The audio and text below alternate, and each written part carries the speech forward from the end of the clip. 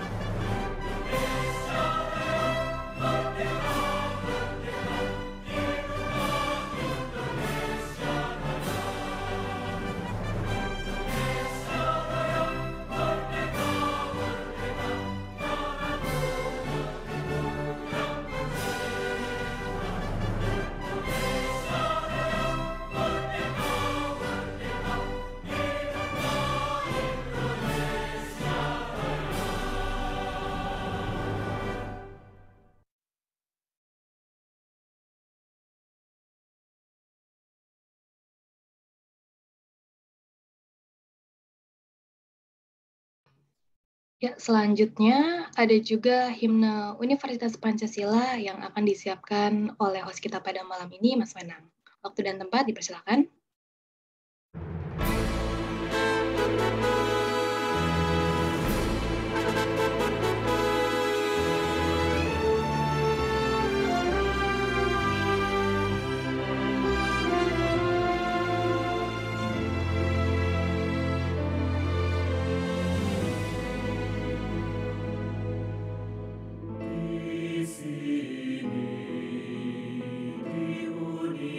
Universitas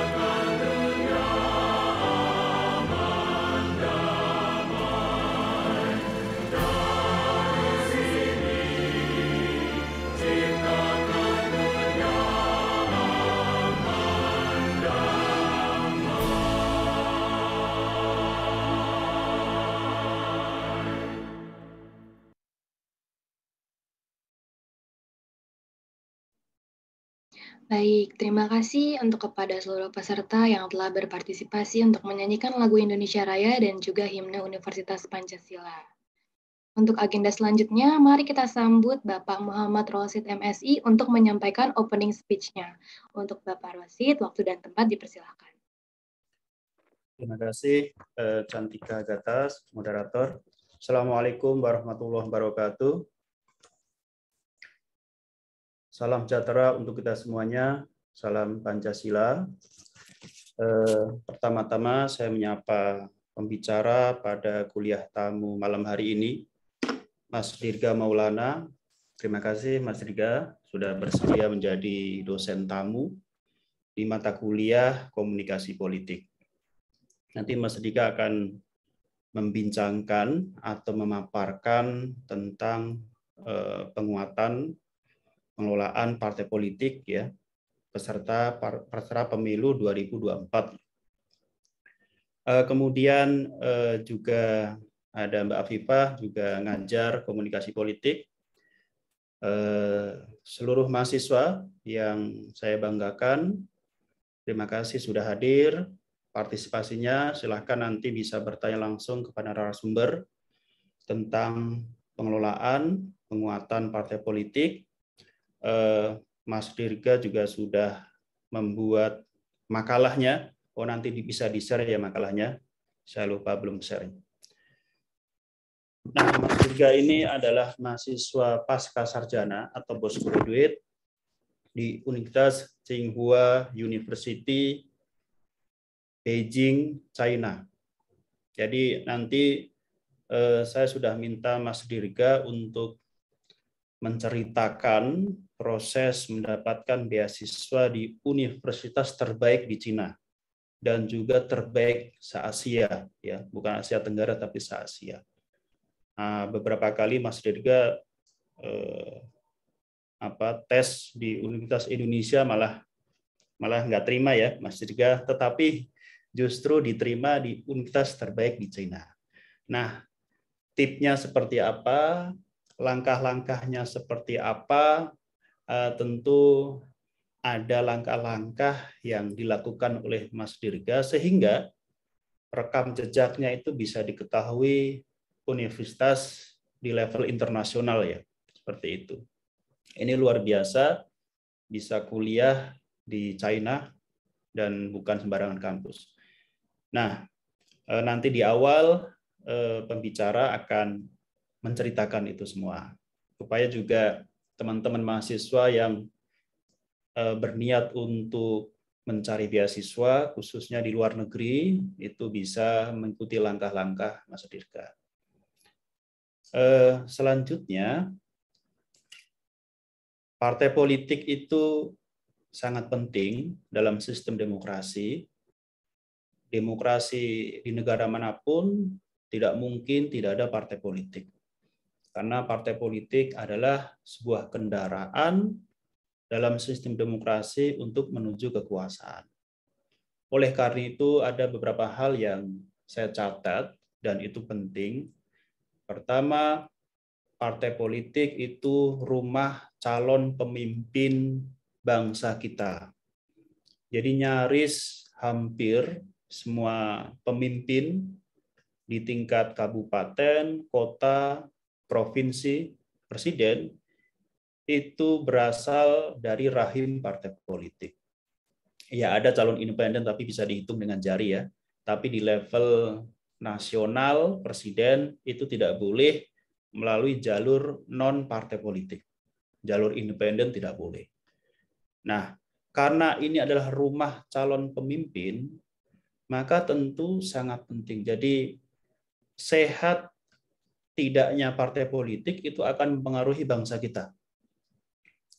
Tahun 2014 itu saya ikut survei CSIS dan wawancara beberapa ketua partai politik, dan kita diminta untuk mengidentifikasi kantornya di mana, kemudian kantornya kondisi seperti apa, keuangannya gimana, dan sebagainya. Dan CSIS itu penting untuk mengetahui itu semua karena betapa pentingnya peran partai politik dalam sistem demokrasi. Karena bagaimanapun itu adalah rumah calon pemimpin, calon presiden bangsa Indonesia. Itu yang pertama. Kemudian partai politik juga menjadi literasi politik atau pendidikan politik. Masyarakat atau rakyat Indonesia itu bisa belajar demokrasi ya melalui partai politik. Mungkin kita tidak menjadi politisi, tetapi tentu kita juga belajar banyak hal keorganisasian dari partai politik, pengelolaan partai politik. Nanti akan dijelaskan secara lebih jauh oleh Mas Dirga ya. Nah, yang ketiga, karena partai politik itu penting, maka sebetulnya perlu anggaran yang baik, anggaran yang sehat, yang harus dikeluarkan dari APBN misalnya. Karena kalau kita lihat dan kita bandingkan dengan negara lain, anggaran untuk partai politik itu kecil sekali. Nah, oleh karena itu, kerap kali kondisi keuangan dan sebagainya itu, partai politik harus mandiri, biasanya ada sumbangan-sumbangan dari kader yang menjadi pejabat misalnya. Tapi semestinya karena partai politik itu harus sehat dan kuat, semestinya memang penganggaran untuk partai politik itu semestinya juga baik.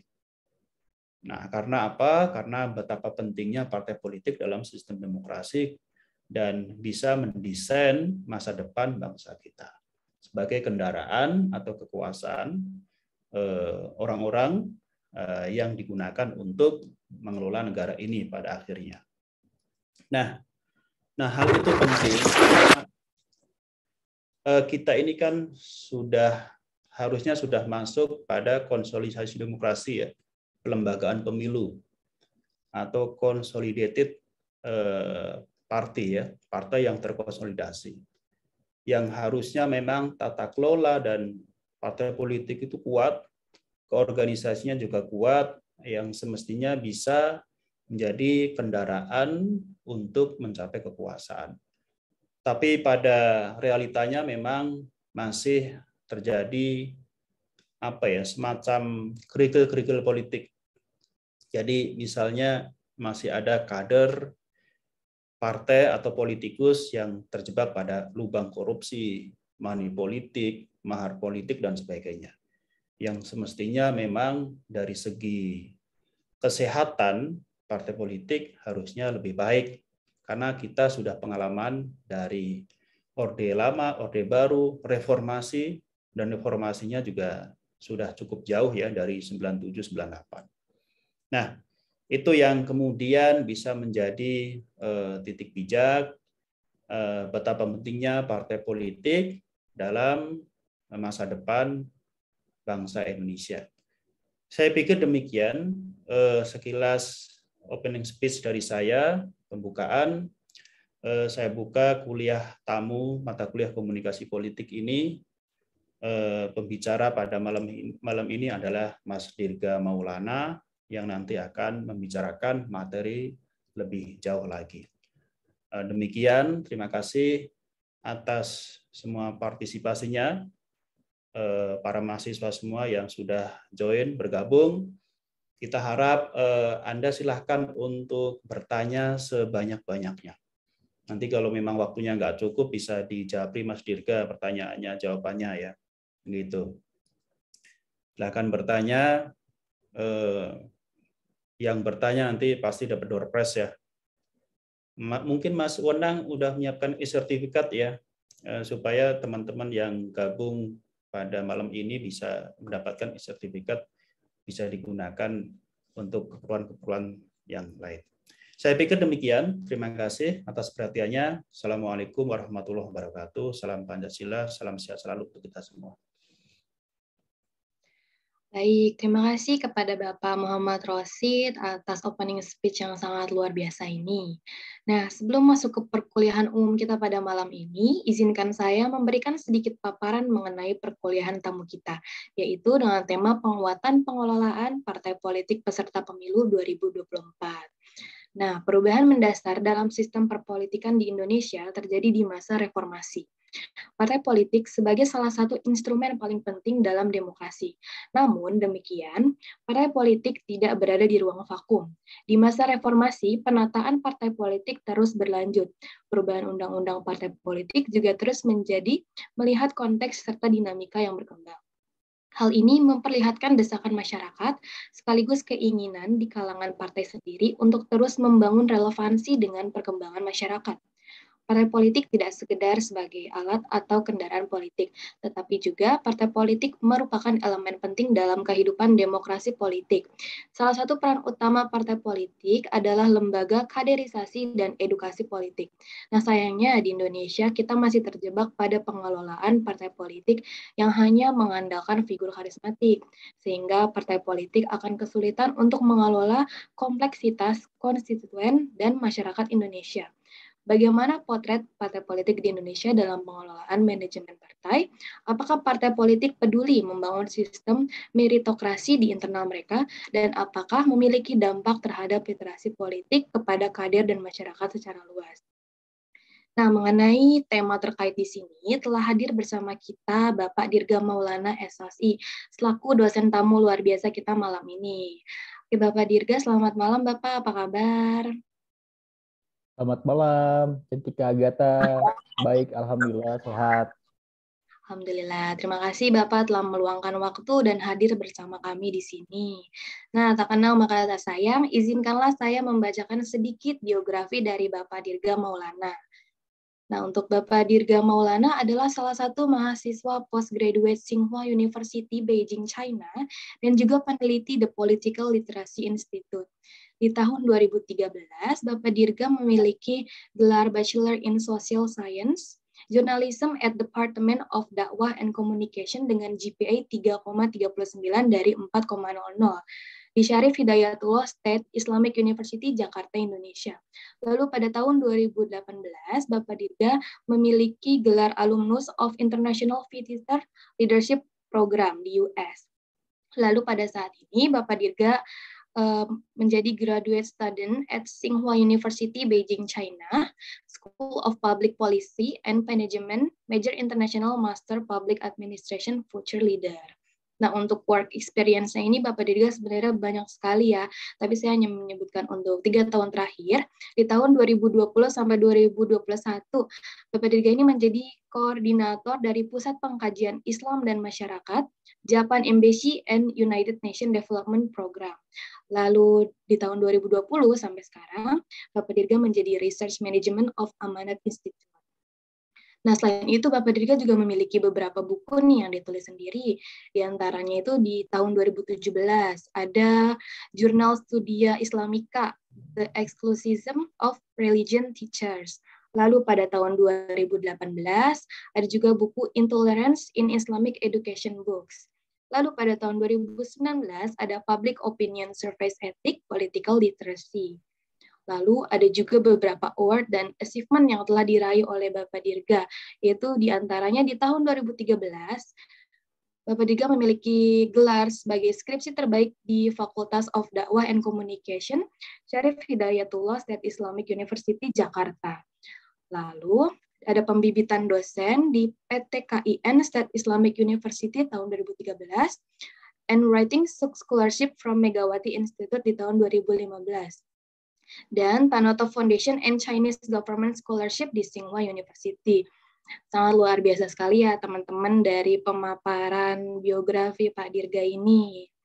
Nah, selanjutnya mohon izin sebelumnya kepada Bapak Dirga, sebelum memaparkan materi, saya ingin menginformasikan bahwa pemaparan materi akan berlangsung selama 60 menit dan sisanya 30 menit akan kita lanjutkan untuk sesi tanya-jawab. Dan teman-teman yang malam ini hadir untuk mengikuti kuliah umum dimohon untuk sambil menyimak materi ya dari narasumber dan juga melayangkan pertanyaan pada saat sesi tanya jawab nanti. Nah, baik, karena kita udah kenalan ya dengan Bapak Dirga, untuk agenda selanjutnya mari kita sambut Bapak Dirga untuk memaparkan materinya. Pasti teman-teman udah pada nggak sabar nih ya. Baik, kalau begitu untuk Bapak Dirga Maulana SOS, waktu dan tempat kami persilahkan. Ya, selamat malam semuanya. Terima kasih Cantika Agatha. selaku moderator. Saya ucapkan juga terima kasih pada Bapak Muhammad Rosyid, ini senior saya ini di UIN Jakarta, dan kita sering diskusi di perkumpulan The Political Literacy Institute. Sudah mengundang saya untuk bisa sharing informasi ya, sharing knowledge di kampus Universitas Pancasila. Saya sangat senang pada teman-teman semuanya bisa saling kenal kita nanti. Saya berharap nanti banyak pertanyaan dari teman-teman semuanya. Nah, saya pengen tanya juga nih, kelas malam ini semester berapa ya? Semester berapa? Semester 4, 6, 8?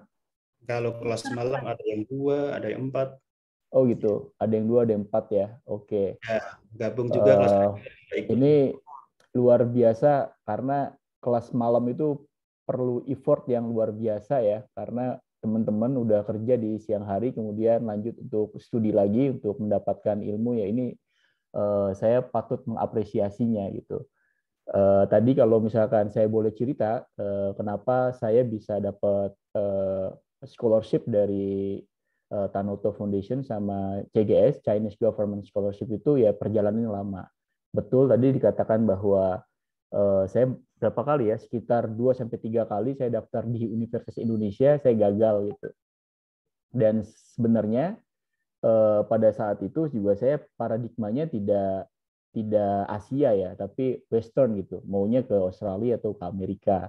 Tapi ada jalan lain dan berkehendak lain, dan ternyata saya bisa diterima di China gitu, di Tiongkok. Dan saya nggak nyangka bahwa kampus ini kampus yang sangat luar biasa gitu, ranking 13 di dunia, ranking 1 di Asia, terbaik gitu, terbaik di Asia. Dan saya juga mensyukuri bahwa saya bisa masuk di kampus yang luar biasa ini. Kemarin juga melihat kata data bahwa 96% ya alumni Tsinghua itu akan mudah mendapatkan pekerjaan gitu.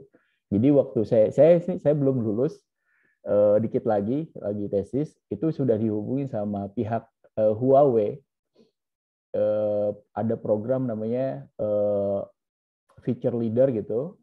Jadi mereka mau mengambil orang-orang lokal gitu untuk menjadikan posisi sebagai manajer, karena ada peraturan di peraturan perdagangan dunia bahwa lokalitas SDM itu penting gitu. Nah, itu Huawei punya program itu. Gitu. Saya bilang saya belum lulus, saya masih sedang nyusun tesis, jadi saya belum bisa menerima itu gitu. Nah, kenapa saya diterima di Tsinghua University ya, mungkin karena perjalanan saya ke belakangnya ya tadi sudah dibacakan sama Cantika Agatha, ya cukup lengkap ya. Dan mohon maaf, CV saya juga panjang banget, Cantika, kalau dibaca semuanya nggak selesai nanti. Ya itu belajar aja dari pengalaman ya. Saya sebelumnya di PPIM tuh kerja 6 tahun. Sebelum kerja di PPIM itu saya mengabdi dulu gitu, ikut dosen mungkin 4 tahun gitu, 4 tahun di lembaga The Political Literacy Institute, ngebangun jaringan, ngebangun diskusi. Kemudian 2013 saya dapat beasiswa pembibitan dosen di UIN Jakarta. Kemudian saya diterima kerja di tahun 2014 di PPIM UIN Jakarta sampai tahun 2020. Terus 2018 itu saya dapat undangan untuk ke Amerika, nama programnya itu IVLP, International Visitor Leadership Program. Nah, kenapa saya bisa mendapat hal-hal yang ya katakanlah bergengsi lah kalau kata orang gitu, karena ya saya meyakini bahwa ketika kita menulis gitu dan tulisan kita dibaca oleh banyak orang dan tulisan itu berpengaruh, dan saya yakin itu akan bisa membawa Anda ke tempat-tempat yang Anda inginkan. Waktu saya ke Amerika itu dari tulisan. Jadi ada orang yang suka baca tulisan saya, kemudian saya direkomendasikan. Terus ketika saya masuk ke Tsinghua pun, profesor yang wawancara saya, wah tulisan Anda banyak sekali gitu kan, dan diapresiasi gitu kan. Dan personal statement saya bagus gitu, ini bagus sekali personal statementnya, clear gitu kan, apa yang akan saya lakukan ketika selesai dari kampus, dan saya kaitkan dengan proyek mereka yang namanya BRI, Belt Road Initiative. Nah, itu salah satu proyek besar yang China lakukan di Indonesia, di Asia ya, di Indonesia, di Asia Tengah, dan beberapa negara Afrika. Itu ada nama proyeknya, nama Belt Road Initiative. Itu makanya dari menulis itu kemudian saya memiliki kesempatan yang luar biasa gitu. Nah, ini mungkin teman-teman yang masih semester 2, semester 4 gitu, semester 6 menulislah gitu ya. Kalau kata Pram itu kan menulis untuk keabadian gitu. Nah, ini sharing bahwa dengan menulis gitu ya, walaupun lika-likunya ya, bukan hanya sebatas menulis saja, tapi lika-likunya bisa sampai pada titik ini ya, perjalanannya luar biasa gitu. Saya daftar di AAS di Australia juga gagal gitu kan, tapi ya coba lagi, semangat lagi gitu kan. Bangun dari keterpurukan itu kan penting gitu. Itu aja yang ingin saya ceritakan soal background story saya bisa sampai pada saya bisa dapat kampus yang luar biasa. Bukan hanya kampusnya yang luar biasa, tapi supporting beasiswanya juga kata orang itu karpet merah gitu. Karena saya dapat 2, Tanoto Foundation sama CGS, Chinese Government Scholarship gitu. Nah, biasanya kalau saya ngobrol gitu sama teman-teman di kampus gitu, di Tsinghua maupun di kampus lain di Cina itu, wah itu udah karpet merah Mas, luar biasa gitu. Dan program saya itu namanya IMPA FL. IMPA FL itu jadi kelasnya itu para politisi gitu, para kader-kader partai yang memiliki pengetahuan lebih gitu secara intelektual, dan saya kelasnya yang di kelas itu gitu. Masuknya di kelas itu. Kita hanya ada sekitar 13 orang dari seluruh dunia. Ada dari Indonesia saya, dari Malaysia ada teman saya namanya Nicole, dari Afrika ada 2 orang gitu, dari Arab Saudi ada, dari Turki, dan dari Kanada juga ada gitu. Nah, itu pengetahuan sharing soal background kenapa saya bisa dapat di Tsinghua University. Nah, izinkan saya share screen ya materi hari ini.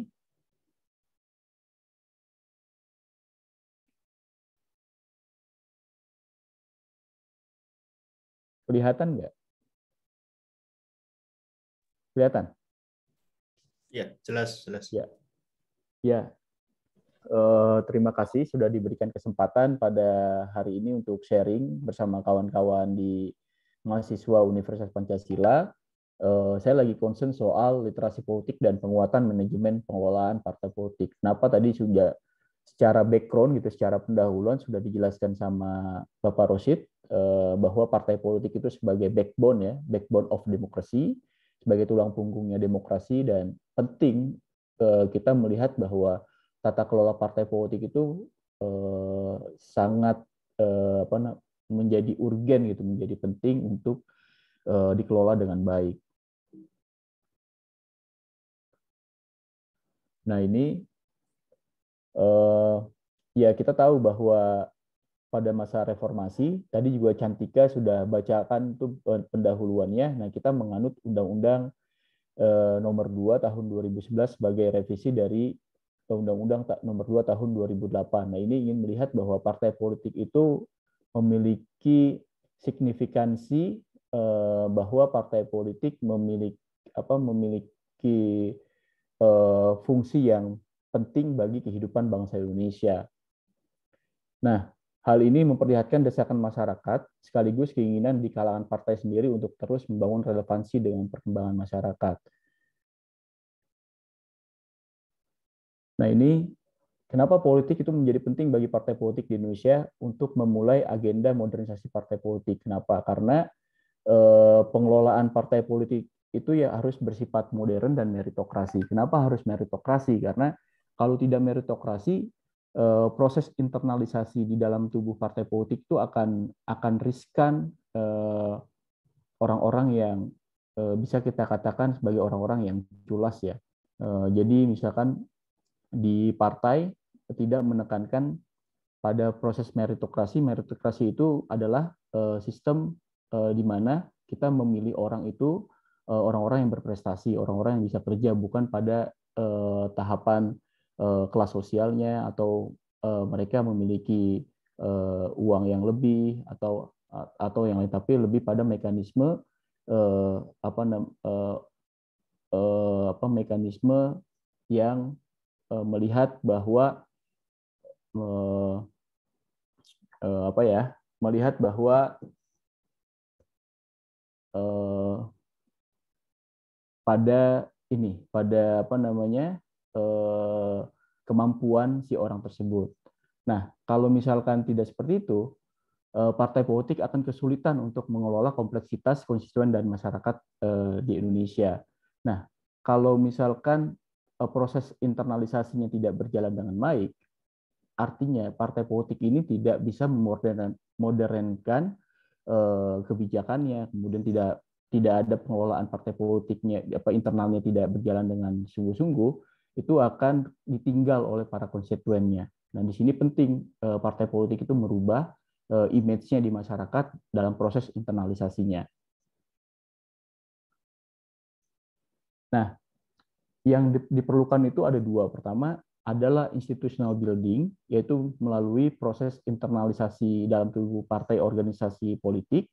Yang kedua, sustainability-nya. Kenapa institutional building itu penting? Karena sistem internal di partai politik itu harus dibangun dengan meritokrasi, harus dibangun dengan sistem yang rigid gitu, supaya bisa mengelola konflik internal yang kemudian konflik-konflik itu bisa dimitigasikan dengan baik, sehingga program-program yang ada di partai politik itu bisa berjalan dengan baik. Nah, ini yang dibilang sebagai sustainability.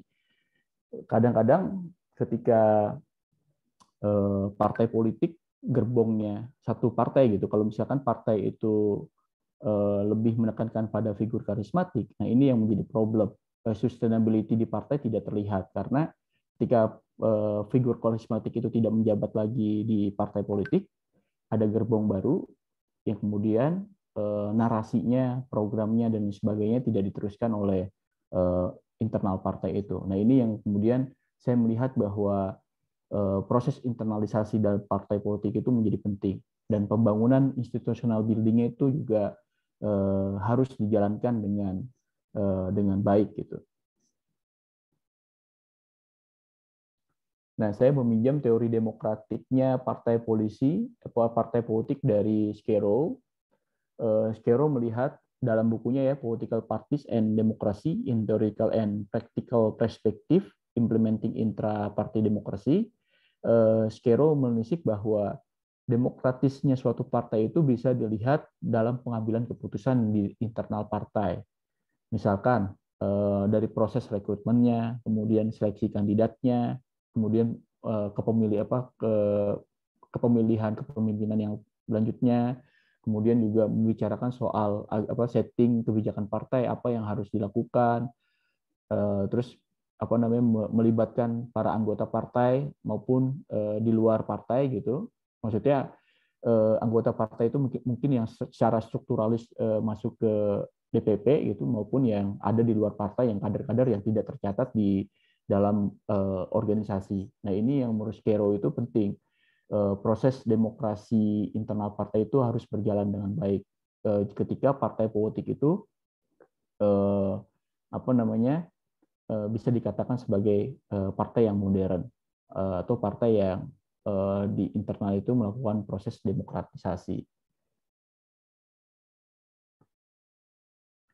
Nah, selanjutnya soal partai politik modern. Tadi saya sudah meminjam modelnya, teorinya Scarrow. Nah, saya meminjam model Hofmeister dan Grabow dalam bukunya Political Parties, Function and Organization in Democratic Societies. Dia mencatat ada 10 indikator yang harus dimiliki partai politik jika partai politik itu ingin melakukan proses modernisasi. Yang pertama, adanya keanggotaan dan organisasi. Ya, tercatatlah anggotanya itu tercatat ya. Kalau saya melihat di partai politik di Indonesia ini soal ketercatatannya aja masih menjadi problem ya.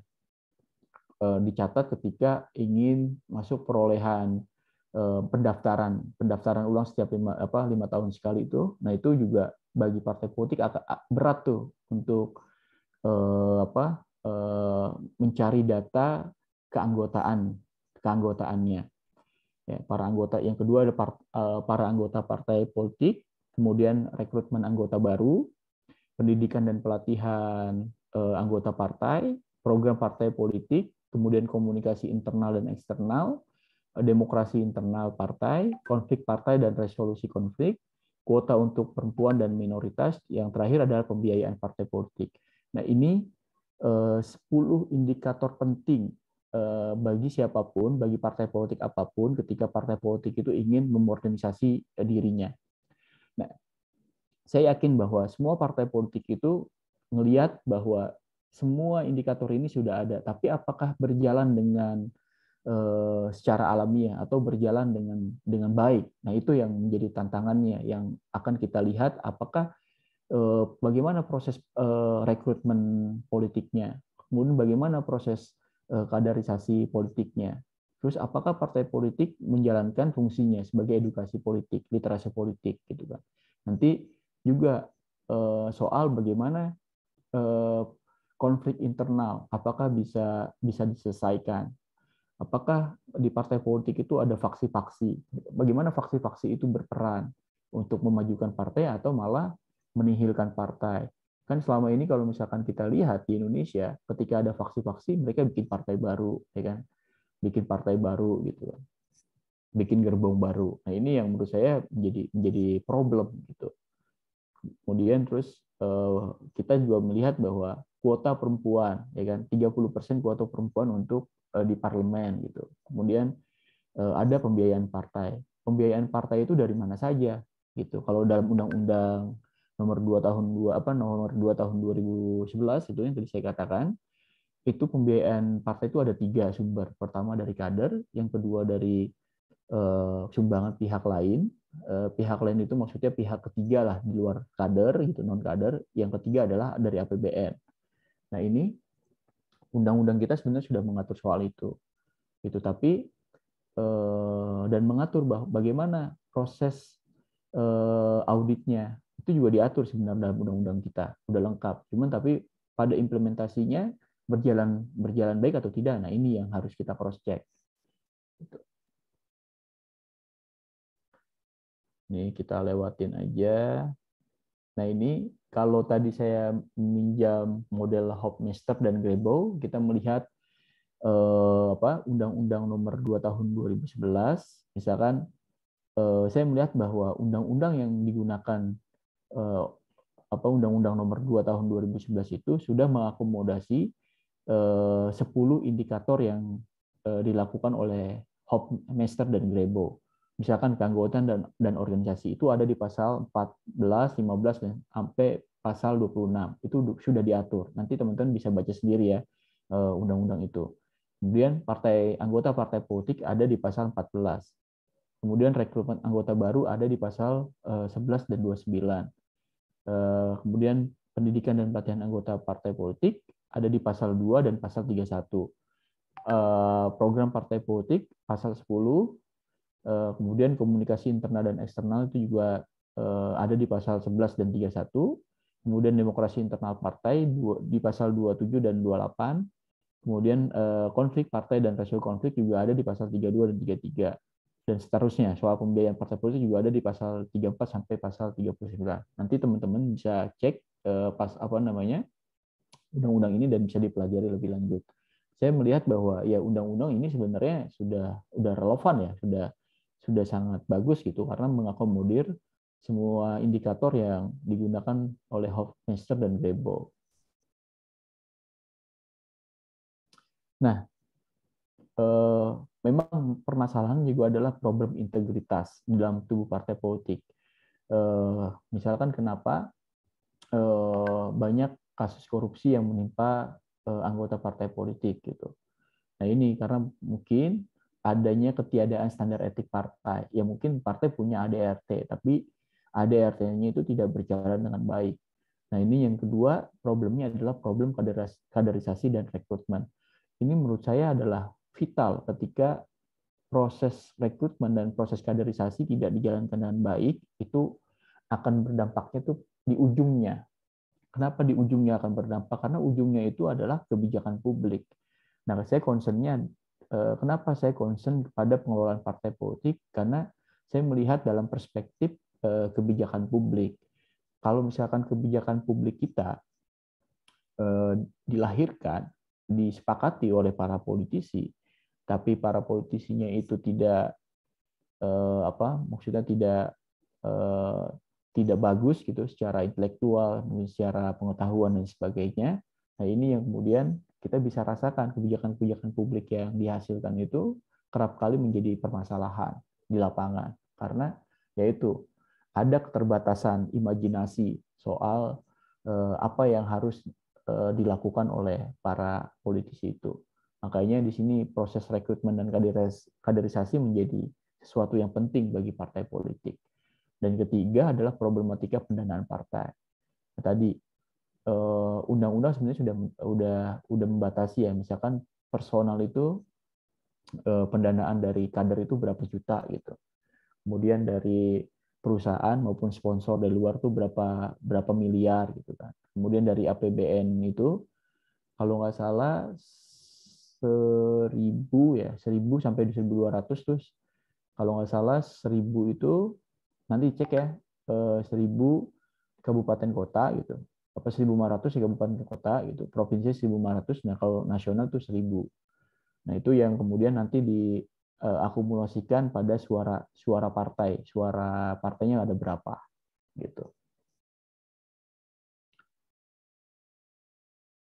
Nah tadi juga soal bicara relasi partai politik dan politisi tadi juga Kak Rosid sudah menyebutkan kadang-kadang kita menyebut bahwa partai itu sebagai kendaraan politik. Ya, benar, partai politik sebagai kendaraan politik. Tapi jangan salah bahwa ketika partai politik hanya dijadikan sebatas kendaraan politik saja, yang nantinya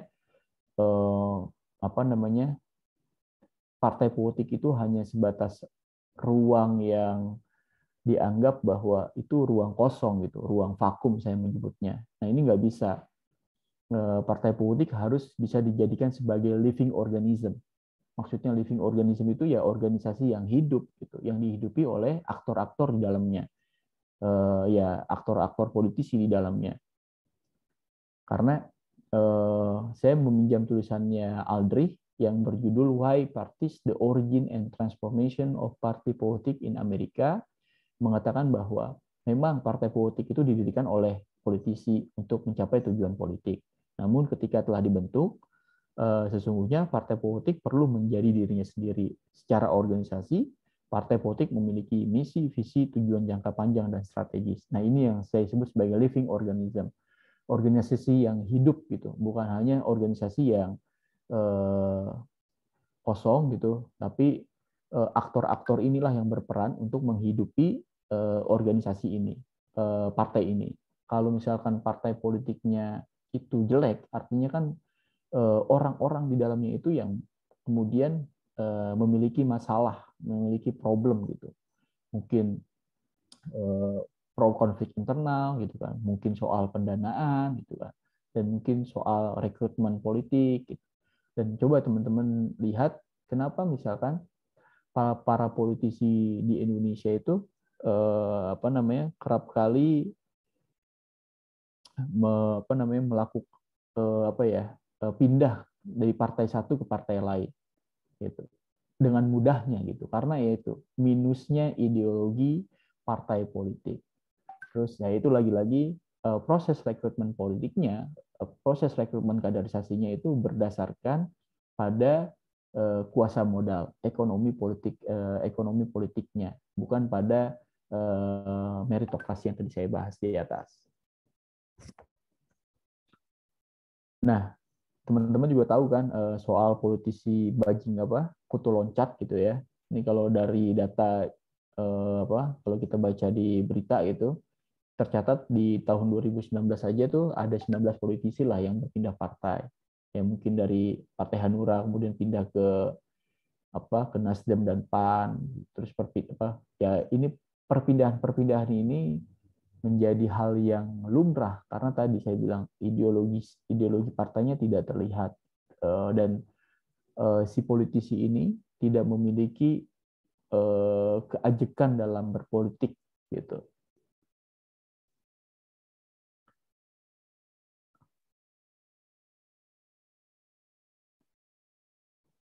Kita lewat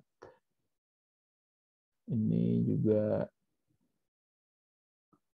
Nah, ini kita masuk pada pelembagaan parpol. Saya meminjam Huntington ya, Political Order in Change Society. Dia mengatakan bahwa organisasi parpol itu harus mendapatkan value and stability. Itu partai politik ketika harus pelembagaan, harus terlembaga dengan baik, sehingga bisa dikatakan partai modern, itu harus memiliki nilai dan stabilitas. Nah, stabilitas ini penting, nilai ini penting. Nah, nilai ini bisa dikatakan sebagai ideologinya, dan stabilitas ini ya bisa dikatakan sebagai programnya. Nah, selama ini apakah di Indonesia ada partai-partai politik yang memiliki program yang bagus, program yang baik gitu? Di luar itu, partai politik di Indonesia itu program itu nggak ada, kita menyebutnya programatik politik gitu, programatik political party. Tapi program itu hadir ketika si politisi menjadi calon gubernur atau si politisi menjadi calon eksekutif ya kan gitu, bupati atau presiden itu baru kemudian bicara pada program. Padahal partai politik itu untuk stabilitas itu harus memiliki program-program yang baik untuk rakyat gitu. Nah, di sini juga ada dua yang bisa kita sorot soal pelembagaan parpol itu. Yang pertama ada value infusion sama behavioral routinization. Nah, value infusion itu merupakan suatu proses di mana para anggota menggeser fokus dari mengejar tujuan-tujuan atau kepentingan individu yang spesifik ke arah tujuan-tujuan besar organisasi partai politik. Di sini artinya si individu, si politisi ini nggak bisa hanya memikirkan dirinya saja, tapi harus berpikir bahwa partai ini harus dijadikan seperti apa, harus mesejahterakan rakyatnya dalam hal apa, melahirkan kebijakan publiknya harus seperti apa, kayak gitu kan. Itu yang disebut sebagai value infusion. Jadi menafikan kepentingan individu untuk kepentingan bangsa dan negara. Yang kedua, behavior routinization. Nah, behavior routinization ini bicara pada pola-pola organisasi yang stabil, ya kan, di mana aturan-aturan dan norma-norma secara formal dan informal itu tertanam di dalam pola-pola tersebut sehingga akan ada prediktibilitas dan regularitas perilaku serta ekspektasi dari para anggota, pengurus partai maupun masyarakat luas lainnya. Ya, ini yang proses, saya menyebutnya behavioral routinization itu sebagai proses internalisasi dalam partai, di mana partai itu harus punya program yang baik, yang bisa mengangkat kebaikan bagi rakyat gitu, kemudian bisa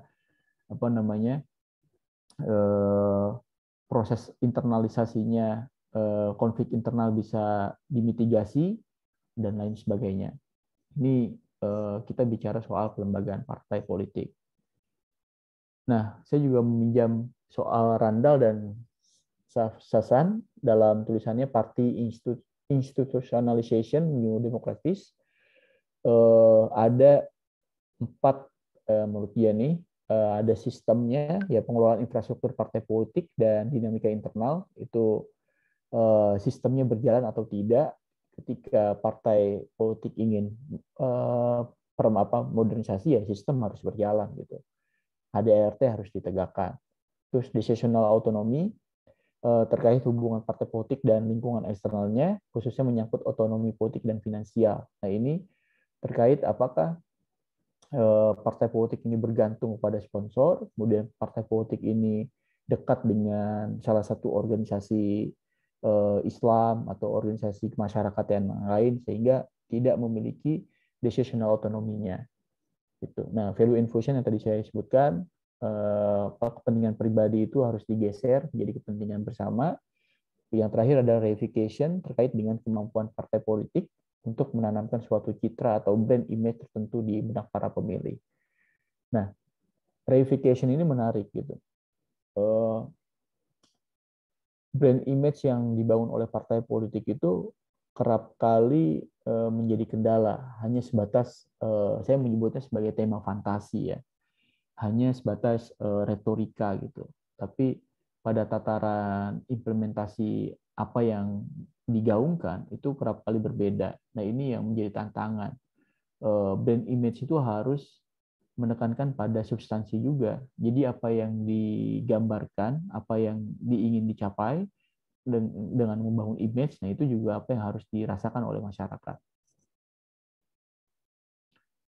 Nah, ini kalau kita melihat potret tata kelola partai politik di Indonesia, ya banyak partai politik yang belum memiliki standar operasional kesekretariatan, keuangan, hingga koordinasi antar organ atau unit dalam partai politik. Ya misalkan kita bisa lihat ada DPW, DPC gitu kan, sampai DPW, DPD, kemudian DPC, apakah mereka semua partai politik memiliki kantor? Saya ragu gitu. Mungkin ada beberapa partai yang punya semuanya, tapi ada beberapa partai yang nggak punya gitu kan. Pada tahapan kesekretariatannya aja. Terus bagaimana pengelolaan keuangannya? Apakah mungkin transparansi itu, isu transparansi di partai politik itu bisa dilakukan gitu. Nah, ini yang menjadi tantangannya. Kalau udah bicara soal meritokrasi, kemudian soal transparansi, jangan-jangan partai politik enggan untuk membicarakan itu. Terus masalah buruknya pembukuan dan pelaporan keuangan. Terus yang selanjutnya, masalah partai semakin kompleks, karena budaya dan mekanisme demokrasi tidak dijalankan secara konsekuen. Nah, gimana ya? Dalam proses eksternalisasi gitu, kita menganut sistem demokrasi, tapi di dalam internalnya partai sendiri tidak demokratis, itu kan menjadi problem menurut saya. Nah, ini yang harusnya para partai politik itu bisa berkaca bahwa bagaimana menerapkan demokratisasi internal partai yang kemudian nanti akan menstimulus demokrasi di luar partainya. Ya, artinya kalau sekarang kita menganut sistem demokrasi tapi dalam partai tidak demokratis gitu, nah ini kan problem sebenarnya yang harus dibicarakan oleh para partai politik. Ya, partai politik juga cenderung tidak responsif ya terhadap kepentingan masyarakat gitu. Ya, responsifnya ketika mau pemilu saja. Nah, ini yang kemudian menjadi banyak catatan. Nah, ini juga gimana sih tren masa depan partai politik? Ya, tren masa depan partai politik itu ya partai politik harus berani berubah gitu ya, berubah karena perubahan zaman yang sekarang serba digital gitu, serba modern,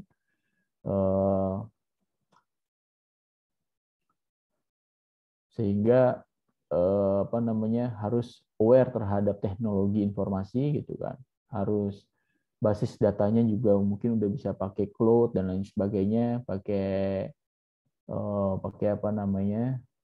aplikasi gitu untuk pendataannya. Nah, ini yang kemudian menjadi tantangan partai di masa depan. Kalau misalkan masih manual base, itu akan riskan gitu, akan riskan dan tidak baik bagi proses perkembangan sistem manajemen partai ke depannya. Terus juga ya partai politik juga harus bisa mampu punya pengelola big data gitu ya, karena kita meyakini bahwa data memiliki peran yang sangat penting dalam pengambilan keputusan.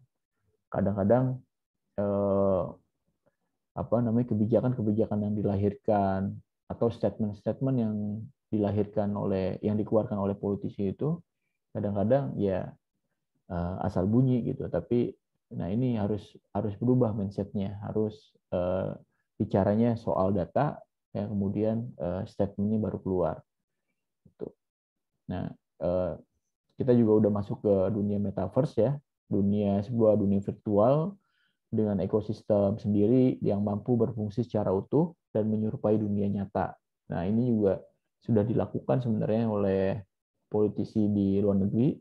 Misalkan waktu itu wali kota New York ya, tahun 2020 itu dia kampanye, namanya Andrew Yang dari Partai Demokrat itu menggunakan metaverse untuk mengkampanyekan dirinya. Terus juga Biden dan Harris ya, kampanye Biden dan Harris meluncurkan peta di game Fortnite. Terus juga anggota Senat AS Alexandria Ocasio-Cortez melakukan tur virtual dalam game Animal Crossing. Ya, saya kira cukup presentasinya malam hari ini, dan mungkin ada teman-teman, kawan-kawan dari mahasiswa yang ingin bertanya. Dipersilakan. Saya kembalikan lagi ke moderator. Iya, terima kasih untuk Bapak Dirga atas pemaparan materinya tadi. Nah, sekarang ada sesi tanya jawab ya teman-teman. Mungkin teman-teman kalau ada yang mau bertanya, kolom chat di aplikasi Zoom ini dibuka ya buat teman-teman. Jadi silahkan yang mau bertanya mengenai materi yang sudah dipaparkan tadi, boleh disampaikan.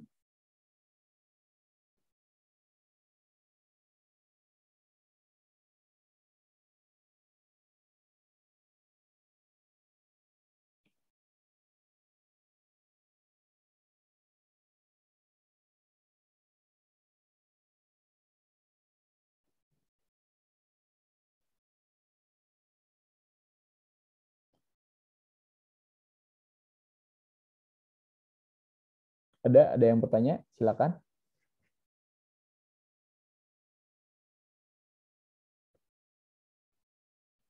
Ayo silakan para mahasiswa. Ini ada Nizar nih, Reza, Meka, dan kawan-kawan. Ayo. Ini ada pertanyaan dari Muhammad Reza.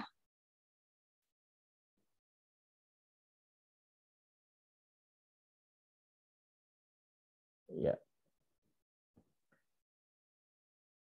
Boleh langsung saya jawab ya? Ya,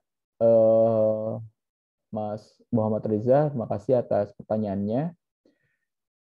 Ya, tadi saya soal bagaimana menerapkan demokrasi dalam partai politik yang baik. Seperti yang kita tahu tadi, seperti singgung, demokrasi dalam partai politik masih terbilang belum cukup baik. Ya, tadi kalau misalkan tadi pakai 10 indikator ya, model Hoffman dan Grebo itu, kalau misalkan indikator 10 indikator itu digunakan dengan baik gitu, dan proses internalisasinya berjalan dengan baik, sistemnya bagus gitu, tentu saya meyakini bahwa akan terbangun demokratisasi di partai politik. Kan kalau kita bicara soal konsolidasi demokrasi aja kan bertahap ya, dari reformasi kemudian konsolidasi demokrasi. Nah, kalau bicara konsolidasi demokrasi kan ada lembaga-lembaga yang yang dikuatkan gitu, dikuatkan lembaganya, kemudian ada proses transparansi dan sebagainya, kemudian baru menuju demokrasi yang substantif. Nah, kita memahami demokrasi itu kan hanya sebatas di ruang yang election aja, di ruang pemilihan umum gitu. Padahal kan proses demokrasi bukan hanya sebatas itu gitu. Nah, itu salah satu dari proses demokrasi, yaitu ya election tadi. Nah, saya percaya bahwa 10 indikator itu ketika dijalankan gitu, digunakan oleh partai politik, saya berkeyakinan bahwa dan partai politik ya, dan individu aktor politisinya mau berubah, saya yakin bahwa demokrasi internal partai itu bisa berjalan dengan baik. Nah, faktanya, ya kalau kita lihat tadi, saya menekan kalau misalkan figur karismatik itu kan dominan ya di partai politik kita. Ya misalkan sebut saja misalnya PDIP gitu. Figur karismatiknya Bu Mega gitu kan. Terus kemudian ada Nasdem gitu, figur karismatiknya Pak Surya Paloh dan beberapa partai yang lain gitu. Nah, ini yang potret ini menurut saya kurang bagus gitu. Harus ada potret bahwa figur karismatik itu tidak lagi mendominasi partai politik, sehingga proses regenerasi gitu kan, kemudian proses internalisasi demokrasi di internal partai itu bisa berjalan dengan baik. Karena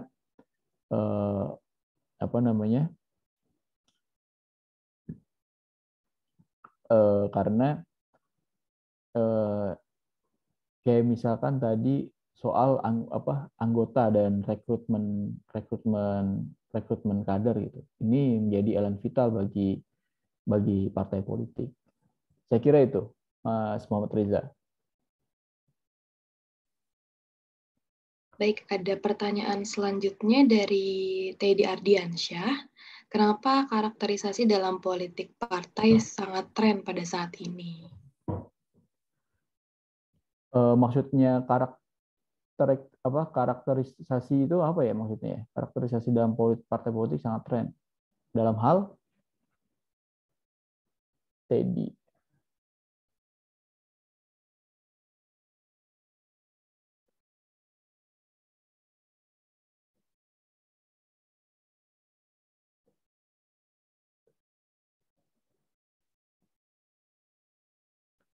Ini soal saya jawab yang Meka Kemit ya, soal ideologi ya. Konflik ideologi di kalangan partai politik yang ada kalau ada perpecahan. Sebenarnya bukan perpecahan ideologi ya, ini soal ya karena partai politiknya minus ideologi gitu, terus hanya soal rebut kuasa. Nah, mudah sekali partai politik itu terpecah belah gitu. Kemudian ketika terpecah belah, partai politik itu ya yang kalah ya mereka menginginkan untuk bisa bikin partai baru. Kan problemnya adalah itu. Karena apa? Karena ideologinya nggak jelas. Kalau kita berkaca di beberapa negara gitu, misalkan di Amerika, ya Partai Republik dan Partai Demokrat itu kan bisa dibilang ideologinya jelas ya. Kalau misalkan Republik ngebela kaum yang fundamental gitu kan. Kalau yang Demokrat kan lebih kepada yang liberal gitu kan. Lebih bebas gitu. Kayak misalkan perdebatan soal aborsi dan sebagainya ya otomatis yang Republik menolak aborsi, sedangkan yang Demokrat mendukung aborsi. Nah, kalau di kita kan nggak terlalu jelas tuh ideologinya apa. Ya katakanlah misalkan ideologinya Pancasila, tapi Pancasilanya itu hanya apa gitu kan. Ya Pancasila seharusnya sebagai titik temu dari ideologi partai politik. Misalkan ideologi partai politik, saya nggak tahu kalau disebutnya ideologi atau bukan ya, restorasi Indonesia gitu, atau itu retorika gitu atau tema fantasi. Misalkan Partai Amanat Nasional modern gitu, inklusif dan sebagainya, apakah itu termasuk ideologi atau bukan? Nah, ini harus dikaji lagi ya soal kan ideologi itu kan ini ya, cara pandang partai politik melihat sesuatu atau cara pandang kita melihat sesuatu gitu.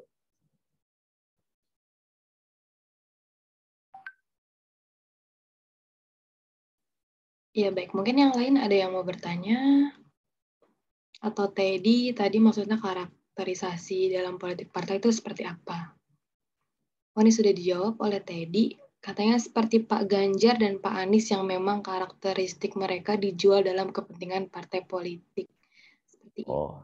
Nah sebenarnya menarik ya fenomena kenapa sekarang banyak tokoh di luar partai politik yang ingin jadi presiden gitu. Artinya ini kan ada proses pemandulan kaderisasi dalam partai, ya kan?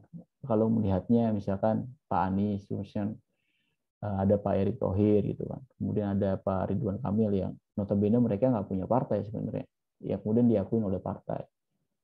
Nah ini yang kemudian proses kaderisasi dalam tubuh partai itu tidak berjalan baik. Jadi partai politik itu hanya pendulang mengambil popularitas mereka gitu, kayak Pak Anies gitu kan, supaya tingkat keterpilihannya itu naik gitu. Nah ini problem sebenarnya, harus dibenahi bahwa seharusnya yang menjadi figur-figur untuk calon presiden itu atau calon apapun seharusnya dari kader partai. Saya percaya bahwa kalau kita percaya bahwa ada proses konstruktivisme. Misalkan Pak Anies bisa jadi sekarang itu kan bukan karena naturalisasi, bukan karena natural ya, bukan berjalan dengan apa adanya gitu, tapi ada proses konstruksi, ada tim yang ada tim yang di balik timnya itu untuk memoles Pak Anies seperti sekarang ini gitu. Nah, artinya kan itu ada proses konstruktivisme, dan saya yakin ketika kader-kader partai politik bagus, kemudian timnya kuat, ya bisalah mengalahkan kepopuleran orang-orang yang di luar partai itu.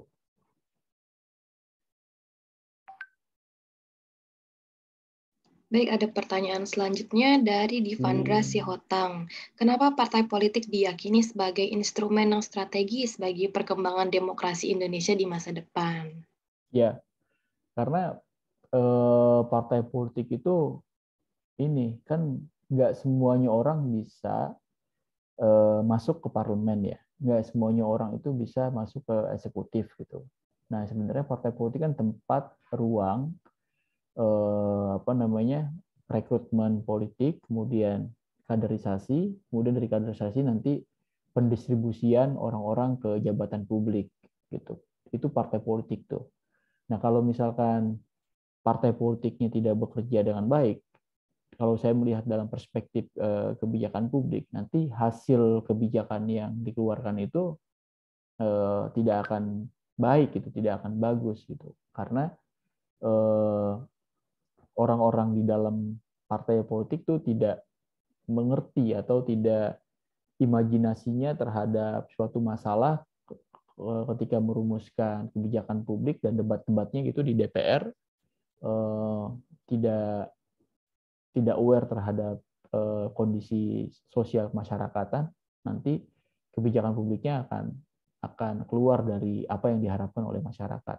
Nah, ini yang saya bilang bahwa partai politik tuh memiliki nilai strategis buat melahirkan sebuah kebijakan publik yang bagus.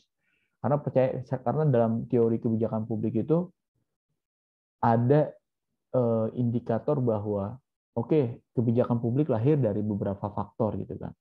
Faktor misalkan faktor internal, faktor eksternal yang kemudian mempengaruhi, dan politik itu sangat mempengaruhinya besar gitu. Keluar atau tidak keluarnya kebijakan itu gitu.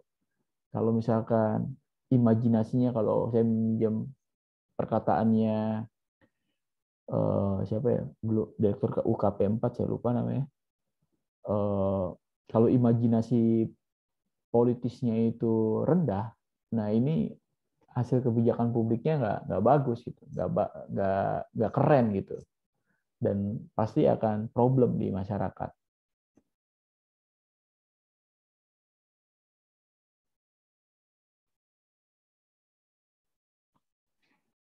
Baik, mungkin dari Wulandari Ronalia ya yang barusan angkat tangan, mungkin mau bertanya. Iya, baik. Selamat malam semuanya. Pak, saya ingin bertanya, kan dari yang kita tahu itu bahwa pandangan masyarakat terhadap politik itu buruk ya, cukup buruk, karena dianggap kayak masuk dunia politik sama aja bermain kotor. Terus juga ada istilah yang bilang masuk dunia politik itu sama aja kayak berenang di septic tank, yang mana kita bakal bersinggungan dengan kotoran-kotoran. Nah, pandangan masyarakat ini kenapa bisa terbentuk pandangan seperti itu, dan apakah pandangan masyarakat ini bakal berubah nanti di kemudian harinya? Itu saja. Ya.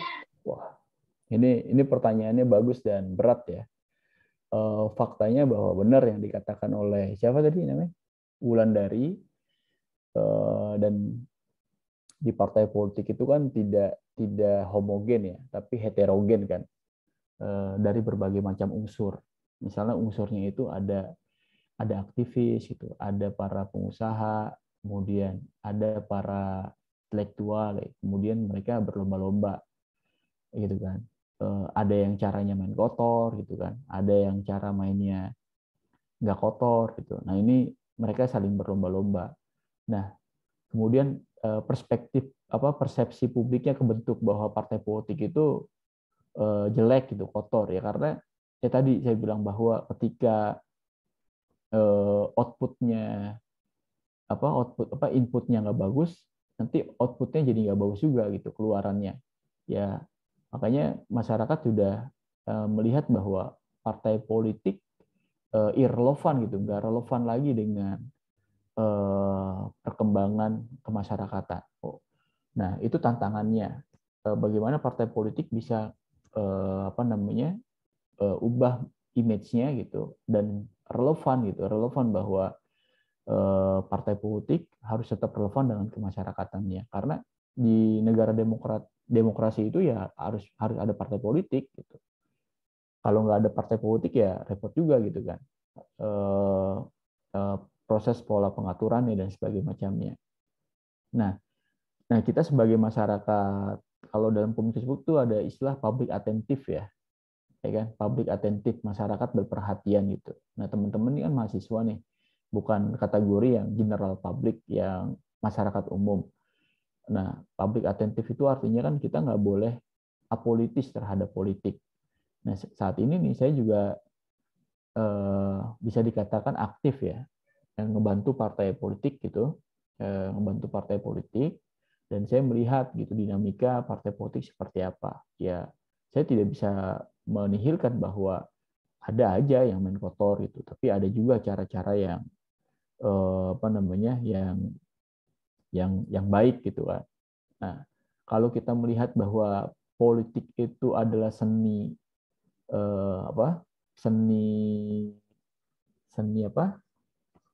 art of act gitu kan, seni tindakan gitu. Artinya bukan artinya kita berbohong gitu, tapi ini ada seni berseni lah, seni negosiasi dan sebagainya.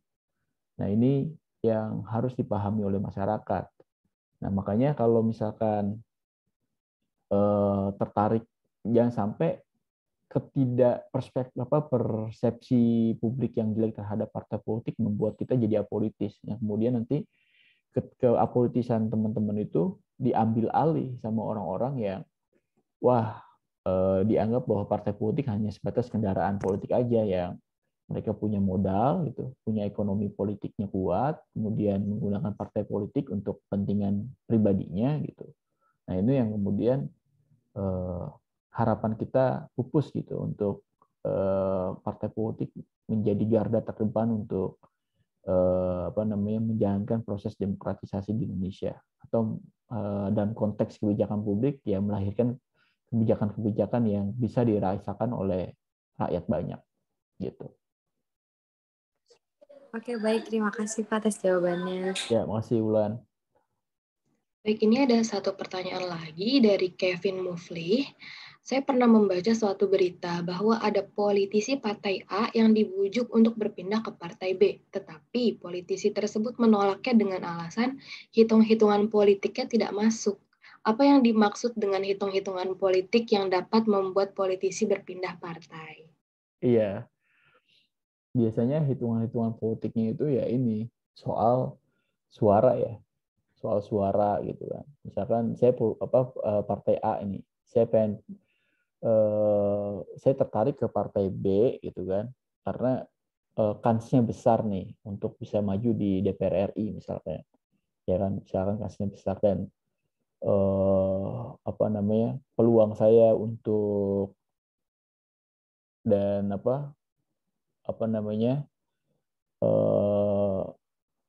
saya menyebutnya ya, akomodasi politiknya itu terjangkau lah kayak gitu, dan bisa melakukan akrobatik dalam partai itu misalkan. Nah ini yang saya bilang tadi bahwa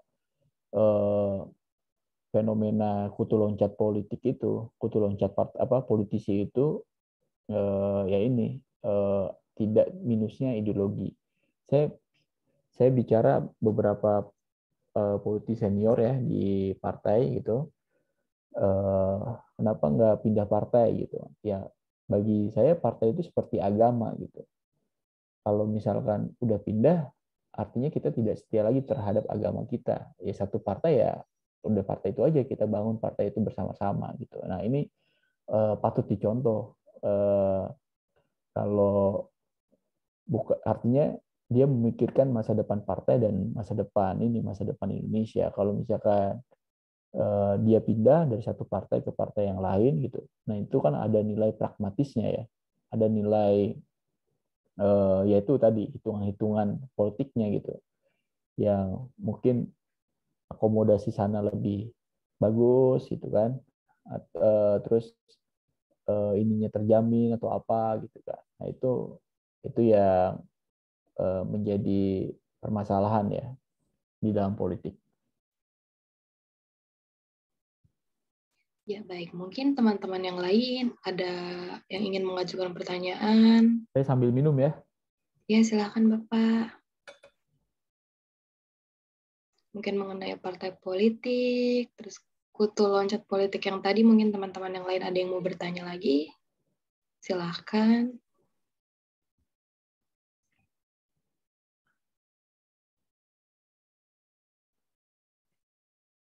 Ya, Mas Wenang ingin bertanya. Oke. Saya izin nanya ya Mas ya. Ya, silakan Mas Wenang. Sebenarnya sih saya ada hal yang tertarik dalam diskusi siapa ya waktu itu ya, Pangeran Siaan di asumsi terkait pertarungan pilpres nanti. Itu kan pertarungan antara capres survei sama capres tiket. Karena kan kita dalam sistem capres nanti pemilu nanti kan ada apa ya nama istilahnya ya? Kita harus memiliki berapa persen bangku di DPR untuk maju untuk menyalonkan presiden.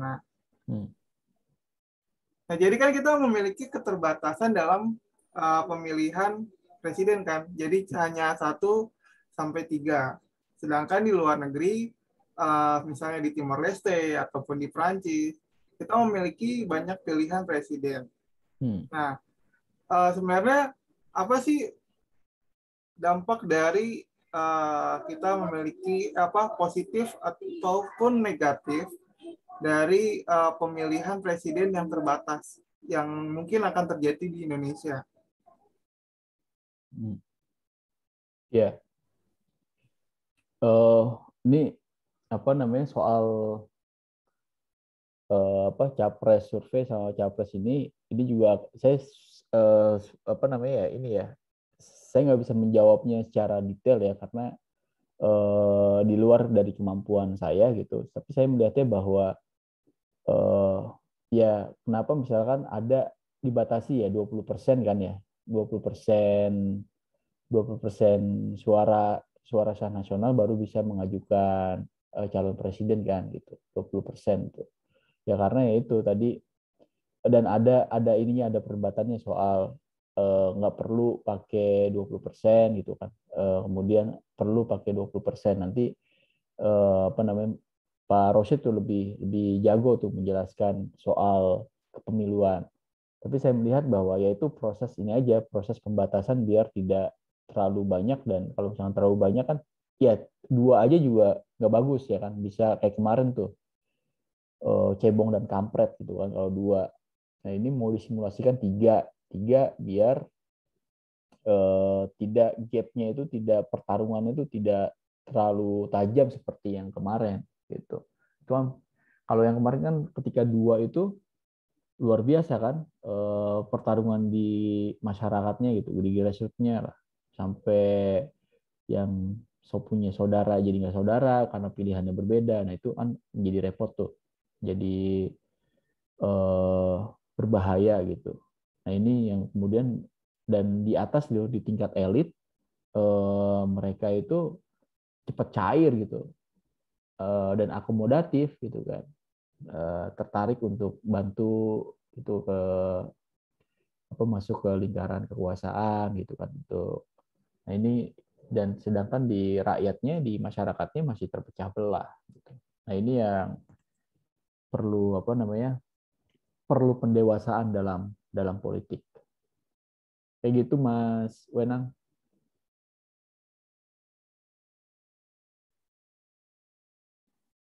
Ya, mungkin ada pertanyaan lainnya dari teman-teman.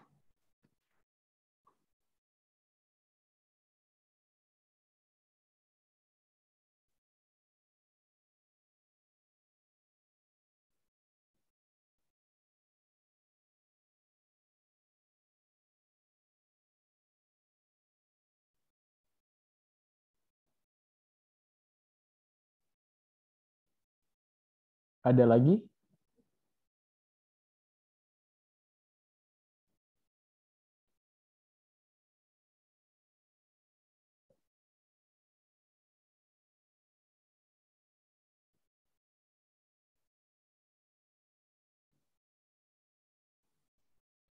Apakah ada lagi pertanyaannya?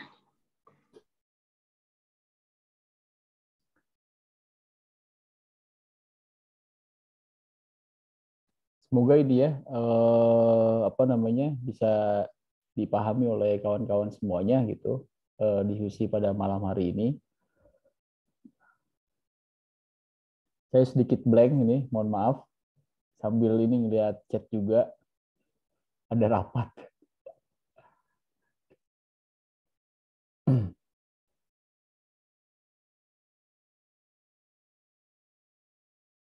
Pertanyaan teman-teman nih bagus-bagus gitu, tapi saya berharap ya bahwa teman-teman mahasiswa walaupun ya ini kan para pekerja ya, saya berharap tidak apolitis terhadap politik gitu, karena jika politis kita punya sikap apolitis terhadap politik, ini akan riskan demokrasi kita dibajak oleh orang-orang yang nggak bertanggung jawab.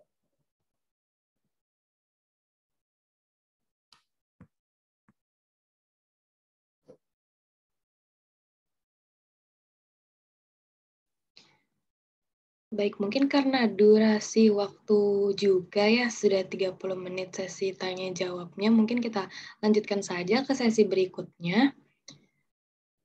Terima kasih untuk teman-teman yang sudah melayangkan pertanyaan-pertanyaan yang sangat luar biasa, yang masing-masing juga sudah dijawab ya oleh Bapak Dirga dengan sangat jelas, dan sepertinya juga sangat mudah dimengerti ya. Untuk sesi selanjutnya, kita lanjut saja. Akan dilanjutkan dengan kesempatan kelas Saidah Afifah. Untuk Ibu Saidah Afifah, waktu dan tempat dipersilakan. Ya, terima kasih moderator atas kesempatan yang telah diberikan. Alhamdulillah kita telah mendengarkan kuliah tamu dari Bapak Dirga dengan tema penguatan pengelolaan partai politik beserta pemilu 2024. Terima kasih kami sampaikan sebesar-besarnya kepada Bapak yang telah meluangkan waktu dan berkenan untuk memberikan ilmu bagi kita semua yang insya Allah bermanfaat. Partai politik kalau meminjam istilah Hegel bisa dibilang geist atau ruh yang berperan mempengaruhi kualitas demokrasi. Maka kemudian tidak salah bila Clinton, seorang ilmuwan politik, mengatakan tidak ada demokrasi tanpa politik dan tidak ada politik tanpa partai. Nah, sebagai ruh yang memberikan nyawa bagi demokrasi, eksistensi partai ini menjadi sangat penting. Salah satu alasan yang paling krusial mengapa eksistensi partai ini vital bagi rezim demokrasi, karena dengan partai segala kepentingan rakyat yang beragam bisa diartikulasikan melalui mekanisme perwakilan. Dengan keberadaan partai politik diharapkan konflik bisa diminimalkan, ragam kepentingan bisa diagregasi, dan nilai-nilai demokrasi substansial juga bisa diwujudkan. Nah, dengan kuliah ini kita telah mengetahui 3 hal mengenai penguatan pengelolaan partai politik. Karena partai politik ini tadi nyawa bagi demokrasi, maka Pak Dirga tadi sudah menjelaskan bagaimana manajemen partai politik dalam perspektif regulasi di Indonesia, kemudian bagaimana problem partai politik dalam sistem demokrasi di Indonesia, diantaranya kita masih punya problem integritas, tidak ada standar etik partai, masih ada problem kaderisasi dan rekrutmen, masih ada problem pendanaan partai, juga bagaimana institusionalisasi partai politik dan potret tata kelola partai politik di Indonesia yang belum mempunyai standar yang baik dalam beberapa aspek ya, seperti operasional kesekretariatan, keuangan, sampai koordinasi antar organ atau unit yang kemudian kemudian tidak responsif terhadap kepentingan masyarakat yang hanya ada dalam pemilu juga gitu ya. Sehingga pasca pemilu yang selalu diharapkan oleh masyarakat itu adalah komitmen mereka terhadap fungsi kepartaiannya yang tidak hanya digaungkan pada saat kampanye saja. Kemudian Pak Dirga juga tadi sampaikan masalah pengelolaan big data, apalagi dengan adanya internet dan media baru saat ini kan menjadi tantangan sekaligus manfaat yang besar bagi partai politik gitu, apalagi masuk ke zaman metaverse. Aktivitas atau gerak partai politik ini menjadi lebih luas lagi. Kemudian partai politik tadi disampaikan bahwa benar tidak hanya menjadi kendaraan politik saja, tetapi juga harus ada living organism, organisasi yang hidup, bukan kosong, ada aktor yang bergerak menghidupi partainya, sehingga ideologinya jelas, punya sistem meritokrasi, sehingga kemudian ada value dan stability di dalam dan bagi partai politik itu sendiri. Kemudian tadi Pak Dirga juga jelaskan partai politik harus punya value inclusion, di mana kepentingan yang dibangun juga harus untuk kepentingan publik, kesejahteraan publik, harus ada behavioral routinization, itu proses internalisasi dalam partai, karena harapannya kalau partai politik bisa terkelola dengan baik, sehingga bisa mewujudkan program kebijakan yang baik yang memihak kepentingan rakyat, bisa mensejahterakan rakyat. Gitu. Oleh karenanya pengelolaan partai politik ini sangat penting kita bahas, dipaparkan tadi oleh Pak Dirga, gitu, karena kita juga tahu partai politik ini jadi wadah atau sarana warga negara untuk bisa berpartisipasi dalam pengelolaan negara, karena tidak semua warga negara bisa terjun atau turun langsung dalam pengelolaan negara. Kontribusi partai politik juga ini dalam sistem perwakilan akhirnya juga sangat menentukan baik atau buruknya kualitas pelaksanaan demokrasi kita. Peran partai politik juga menjadi sangat penting dalam mengurai persoalan publik, mendorong perbaikan kebijakan, memastikan perbaikan tersebut juga terlaksana. Oleh karenanya peran yang dimiliki partai politik itu sangat banyak untuk kepentingan rakyat, maka cepat atau lambatnya konsolidasi demokrasi sangat tergantung juga dari pengelolaan partai politik dalam melaksanakan tugas dan fungsinya. Lalu tadi Pak Dirga juga memberikan gambaran tentang bagaimana beliau mendapatkan beasiswa di Tsinghua University Beijing. Bagi kawan-kawan yang sangat ingin mengikuti jejaknya Pak Dirga, tadi sudah disampaikan tipsnya ya, menulis yang menginspirasi banyak orang, kemudian tidak pantang menyerah, tidak kemudian gagal lalu berdiam diri begitu, tapi harus bangun dari keterpurukan. Pada intinya mendapatkan beasiswa juga bukan sesuatu yang instan. Ketika kawan-kawan ingin mendapatkan beasiswa, ada perjalanan yang panjang, harus dimulai, direncanakan dari sekarang, dipersiapkan. Setiap kegiatan yang dilakukan itu ditujukan untuk membangun nilai diri, sehingga pada saat mendapatkan beasiswa, kawan-kawan sudah siap menghadapi persaingan dengan pendaftar yang lainnya. Gitu. Sangat menginspirasi semua yang disampaikan oleh Pak Dirga, gitu. Ilmunya sangat bermanfaat bagi kita semua. Sekali lagi kami sampaikan kepada Pak Dirga, terima kasih banyak atas waktunya yang sudah diluangkan dan ilmunya yang sudah diberikan kepada kita semua. Mungkin sekian yang bisa saya sampaikan.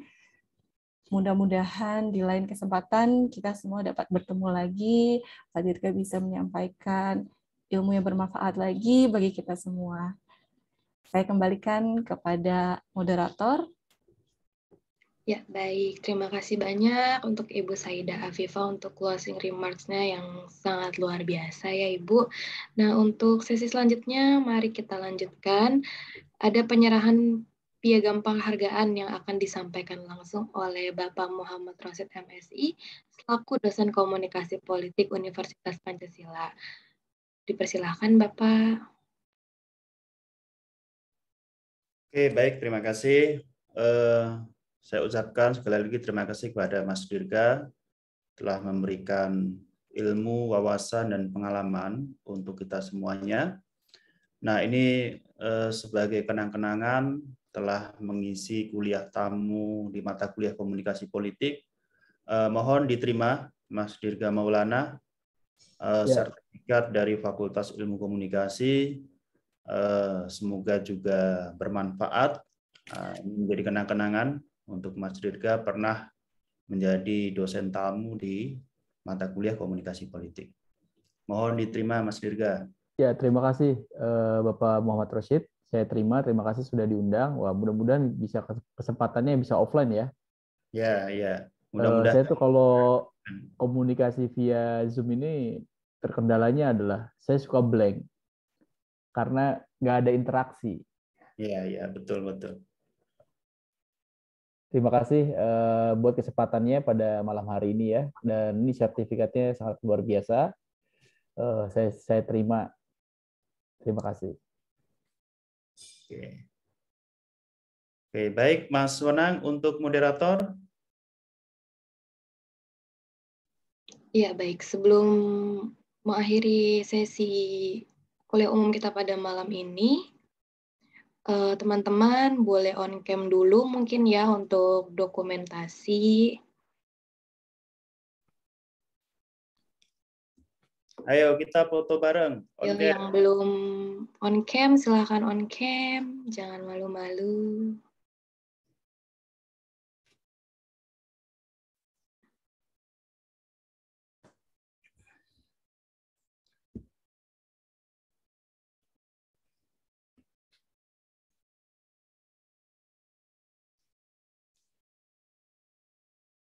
Ya mungkin Mas Wenang boleh dibantu untuk screenshot dokumentasi ya. Ya, bentar. Oke, 1, 2, belum semuanya. Oke, saya mulai ya di slide pertama. Oke, 1, 2, 3.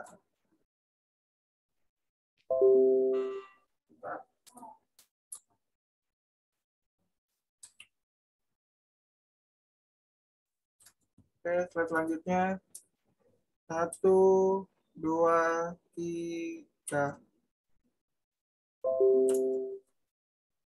Oke, sudah. Iya, baik. Sudah semua ya, Mas? Ya, sudah. Oke, baik. Kita sudah sampai di penghujung acara kita pada malam ini. Saya mengucapkan terima kasih sebanyak-banyaknya untuk Bapak Dirga Maulana, Bapak Muhammad Rosid, dan juga Ibu Saida Afifah untuk perkuliahan umum pada malam ini. Semoga ilmu-ilmu yang sudah diberikan akan menjadi ilmu yang bermanfaat bagi orang banyak di kemudian hari. Dan juga tidak lupa saya mengucapkan banyak terima kasih dengan para peserta yang sudah ikut berpartisipasi pada kuliah umum malam ini. Dan saya Cantika Agatha selaku moderator malam ini mohon undur diri, mohon maaf apabila ada kata-kata yang kurang berkenan di hati. Sekian dari saya, selamat malam, wassalamualaikum warahmatullahi wabarakatuh. Waalaikumsalam warahmatullahi wabarakatuh. Terima kasih Mas.